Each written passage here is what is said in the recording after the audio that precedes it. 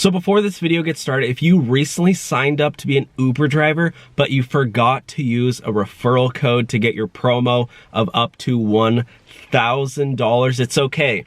I'm gonna leave 7 steps down below to apply a referral code retroactively. It takes about 30 seconds and you can do it right in your Uber driver app. A lot of people don't know that. It's not too late. You can actually go back and apply someone's code. Obviously, if you haven't signed up yet, you can just sign up normally. I'll have links down below for both Uber and Lyft. Just follow the steps down below and you can get your bonus or guarantee of up to $1,000. And now let's get on to the video. Hey everyone, how's it going? Welcome back to the Rideshare Hub. My name is Dylan. Thank you so much for coming by. So in today's video, we're gonna be talking about the possibility of Uber and Lyft ending. And this is a very real reality because there's so much going on in the world right now, as we know, with the illness. Can't say that word because YouTube is hindering our growth if we use that word, so I'm calling it the illness for now. But Uber and Lyft have taken a huge hit in rideshare. I'm talking about rideshare specifically. Uber Eats, Postmates, Uber Freight, sure, they'll probably be fine. But what about Uber driving rideshare and Lyft driving rideshare? Does it make sense to be a rideshare driver in 2021? We're approaching the new year, and it's about time that we ask ourselves, should we continue this job? Well, Uber and Lyft stocks have not really gone up. They've kind of been going down or staying stagnant. You know, here and there they go up, but for the most part, they had a really bad IPO. And the reason why is because basically rideshare driving is not really sustainable. You guys might have heard that in California, the government's trying to make all their drivers employees. Uber threatened to shut down their app. Lyft said they're going to shut down their app. Then the government was like, okay, hold on. And if Prop 22 doesn't pass, basically Prop 22 would keep drivers independent. If it doesn't pass, Uber said that they're gonna fire, or well, they would have to, every single driver would have to apply to be a driver. They said that only 20 to 30% of current drivers would be able to still drive. So right there, they're already saying that they're gonna fire 70 to 80% of drivers. That's including me, because I'm not out there on the road every single day. You know, if you're not out on the road consistently 4 or 5 days a week, you're probably not gonna get hired and you're probably gonna get fired. So yeah, basically everybody who uses Uber and Lyft as a flexible way to make money, it's not gonna be like that anymore. They said you're gonna have to accept every single ride. You know how many rides I've declined in my Uber and Lyft career?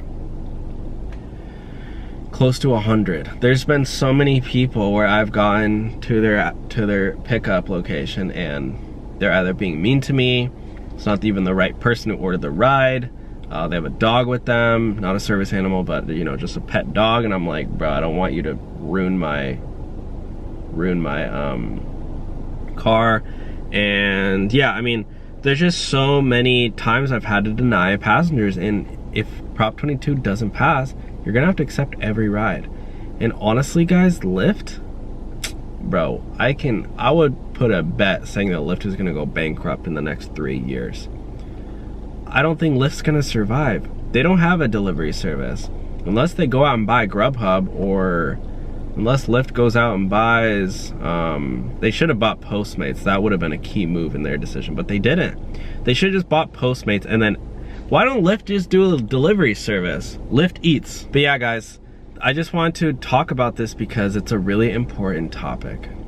So one of the other big updates on why Uber and Lyft could be ending is because of Tesla has announced that they are also creating a rideshare.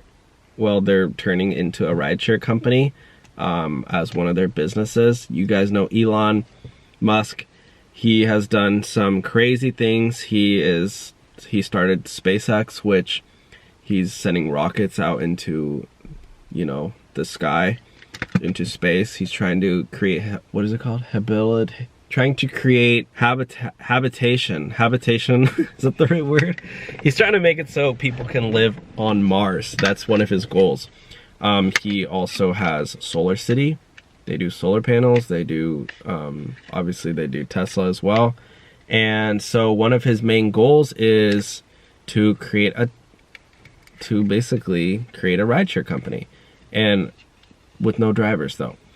So, and at the same time, Uber, Lyft, Apple, Amazon, all these, and tons of other tiny little startups too, Waymo, are all creating driverless cars, driverless technology. And there's only been one, I believe, one fatality in years of testing, which honestly, yeah, it's kind of sad. Obviously, it's sad that there was one fatality, but only one fatality, guys. You need to realize how many hundreds of thousands of people die every day from human error in cars and driving.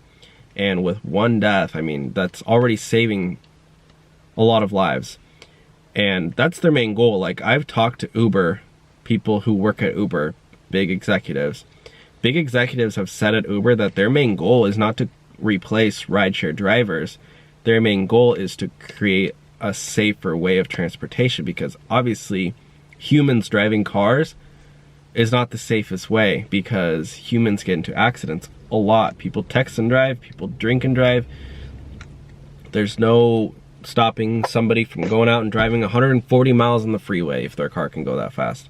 And, you know, getting into an accident, texting and driving, Snapchatting, like, people can do whatever they want, you know? There's really no rules. Like, I mean, obviously there's laws, but like, with electric cars, this can be regulated. Cars will never speed anymore, you know? Cars will never break any traffic laws. So there's just, obviously it'll be interesting within the transition of driverless cars and normal, you know, normal driving, because like, if a human hits the driverless car, who's going to be at fault? They're going to try to blame the driverless car. But yeah, guys, that's just the main, like, obviously there's a lot of politics involved too in technology, but this is just like, you know, in 100 years, people are going to be saying, what? Humans used to drive cars? They're going to be like, are you serious? Who would trust a human behind a car? Like, yeah, did you know that hundreds of thousands of people used to die in car accidents? Like, they're gonna be like, what? No, that's such an avoidable death, such an avoidable thing. That's what I think. But the future is upon us, ladies and gentlemen. Let's embrace it. I mean, let's embrace the technology. No, guys, obviously there are some risks and like downsides to driverless cars, but anyways, that's what I think is basically gonna happen I'm talking about in the next 5, 10, 20 years, is that rideshare driving is gonna fade out. There's not gonna be even drivers driving around anymore, humans. But that's all I have for today's video. Please thumbs up this video if you enjoyed it, and subscribe for more videos like this one. Have a great day, guys. Peace.